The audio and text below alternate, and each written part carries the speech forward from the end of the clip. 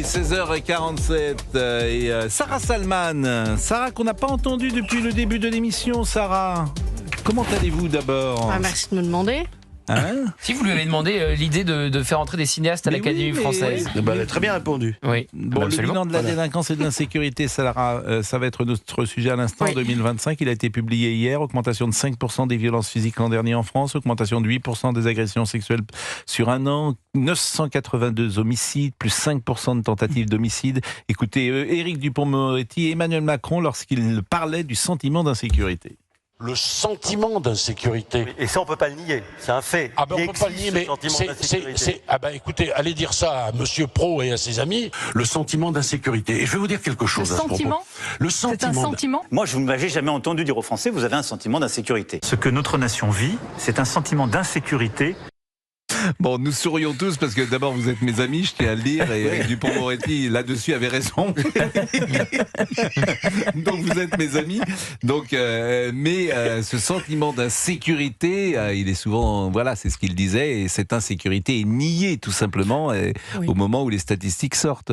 Moi, je remets quand même en question ces statistiques. Je pense qu'elles sont largement sous-estimées parce que, par exemple, pour les violences sexuelles, il n'y a que 6% des personnes qui portent plainte. T'as raison. Et pour les atteintes aux biens, notamment les vols avec effraction, il y a 57% seulement des personnes qui déposent plainte. Donc ça veut C'est dire qu'il y a 43% de personnes qui n'ont pas déposé plainte. Donc en réalité, ce sont des chiffres qui sont vraiment à nuancer parce que la majorité des gens, voilà, je le redis, pour les violences sexuelles, ne portent pas plainte. Bon, une fois qu'on a dit ça, on est dans une société où ces violences augmentent, on fait quoi ? Déjà, si on sanctionnait, on avait des sanctions un tout petit peu plus dissuasives, peut-être que les gens réfléchiraient à deux fois avant de Mais recommencer. alors, par exemple, j'ai dit refus d'obtempérer. Ce matin, j'ai eu cet échange avec André Valigny. J'ai dit un refus d'obtempérer, c'est la case prison automatique. Et Ça, c'est très théorique. c'est pas, non, pas, ça peut être très pratique. Non, actuellement, c'est très théorique. Il y a eu une augmentation des peines par une loi de 2022 où on a augmenté les peines. Et en pratique, moi, je vois plus souvent du sursis que des peines fermes Non, mais d'emprisonnement. j'entends bien, mais est-ce que, et c'est aussi une discussion qu'on a eue tellement de fois avec Gérard Carrero, c'était tolérance zéro à New York, etc. Qu'est-ce qu'on fait puisque chaque année c'est pire ? Pour les refus d'obtempérer, si on confisque tous les véhicules systématiquement, je trouve ça plus dissuasif pour certaines personnes Bonne qui idée. n'ont pas forcément peur d'un sursis, mais qui, vous leur confisquez leur véhicule, vont vous dire bah oui, là c'est une sanction dissuasive. Alors bonne idée, ça, très très bonne idée. Effectivement, on confisque la voiture ou la moto. Et Gérald Darmanin voulait aller en ce sens d'ailleurs. Enfin, le bilan de l'année qui vient de s'écouler, 2025, on a eu les chiffres à la fois de l'immigration légale et les chiffres de l'indélinquance. Le bilan de l'année 2025 est catastrophique. Catastrophique. C'est-à-dire que vous avez, et en plus Sarah l'a dit, en termes de délinquance, tout le monde ne porte pas plainte, donc c'est pire, mais tout. Les signaux augmentent, à part les cambriolages, mais là aussi, tout le monde ne porte pas plainte. Et puis, parce que vous savez très bien que les plaintes, souvent. Il y a un cambriolage sur 10 qui est élucidé. Voilà, elles ne mènent à rien. Moi, j'avais sur mon plateau cette semaine une jeune femme de l'Uni qui se fait massacrer par l'extrême gauche en permanence dans sa fac. Elle a arrêté de porter plainte. Il lui jetait des bassines d'eau dessus, il la suivait, etc. Elle a arrêté de porter plainte. Ça ne mène à rien. Et vous avez parallèlement les chiffres de l'immigration qui sont en hausse. On n'a jamais accueilli autant d'étrangers sur le sol de France depuis qu'on comptabilise l'immigration légale et même illégale, puisque Gérald Darmanin nous a dit qu'on était à près de 1 million de clandestins sur le sol français, 800 000. Moi, je peux faire un lien entre ces deux données qui augmentent aussi. C'est-à-dire qu'il y a un lien entre une partie de l'immigration et une partie de la délinquance.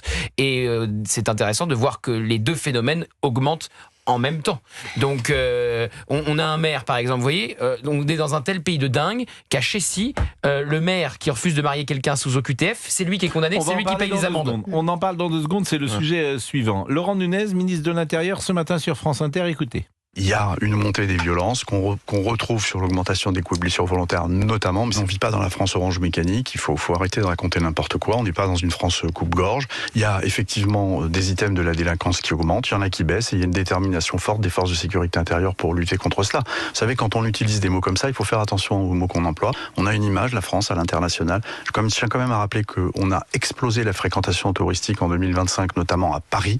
Bon, certains disent que c'est devenu un coupe-gorge. On a explosé la fréquentation touristique. Donc voilà, il faut rester raisonnable. Quand on est un responsable politique, on défend aussi les intérêts de son pays. C'est pas un coupe-gorge, bien sûr, la France, mais on est en sécurité nulle part, ce qui est différent. C'est-à-dire qu'il peut arriver n'importe quoi, n'importe quand et n'importe comment. Et on était avec Yohann Usaï, par exemple, lundi ou mardi sur l'antenne de CNews, qui a passé 3 jours en Pologne et qui soulignait l'état de sérénité dans lequel il était et qui voyait des jeunes femmes à 1h du matin, habillées comme peut être habillée une jeune femme et qui ne s'inquiétaient pas de la manière dont elles allaient rentrer chez elles. Alors Emmanuel Macron avait parlé de la tyrannie du fait divers et d'une certaine manière, c'est nous, quand je dis nous, c'est News et Europe 1 qui étaient visés. Et ce que je dis, c'est ce que notre société vit.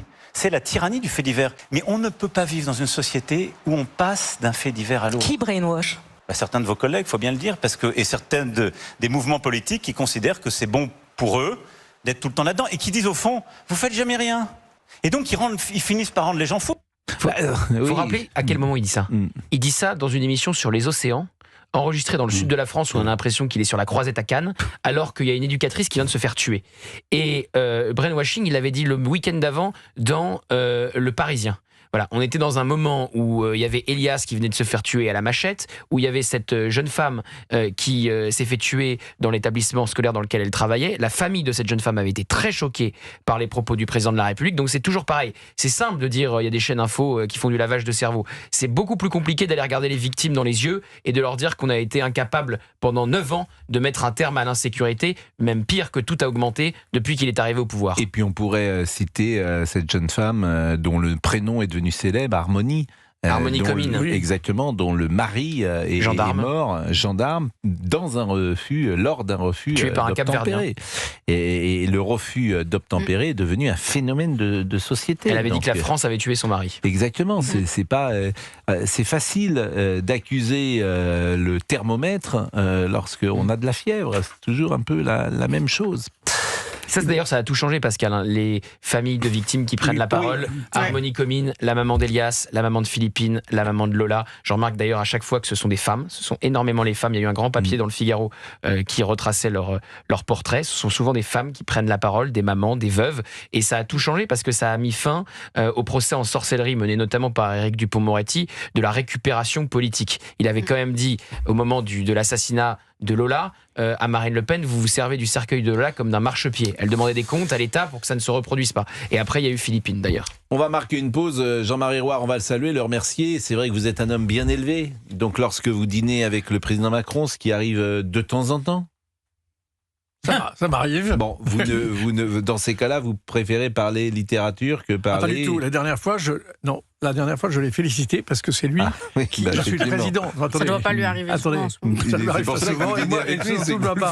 Non, je l'ai félicité parce que, vous savez, je préside l'association en faveur des harkis. Vous savez, et c'est grâce à lui, c'est lui qui a reconnu le malheur des harkis et qui a créé cette dépendance. Non, c'est vrai. Et sous l'impulsion d'ailleurs de son conseiller mémoire. Et j'ai fait baptiser ce prix des harkis, le prix du général Meyer, parce que le général Meyer était un type extraordinaire, qui est parti avec 300 harkis et s'en est occupé en France. Bon, voilà. J'entends bien, donc, mais vous lui dites pas la vérité sur ce que le monde et la France d'aujourd'hui, c'est ce que je veux vous dire. J'ai pas le temps de lui parler beaucoup de choses.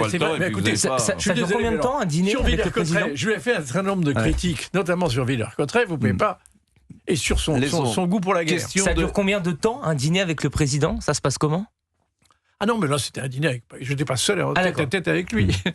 Bon, merci en tout cas Jean-Marie Roire. Merci beaucoup d'être passé par le studio d'Europe 1.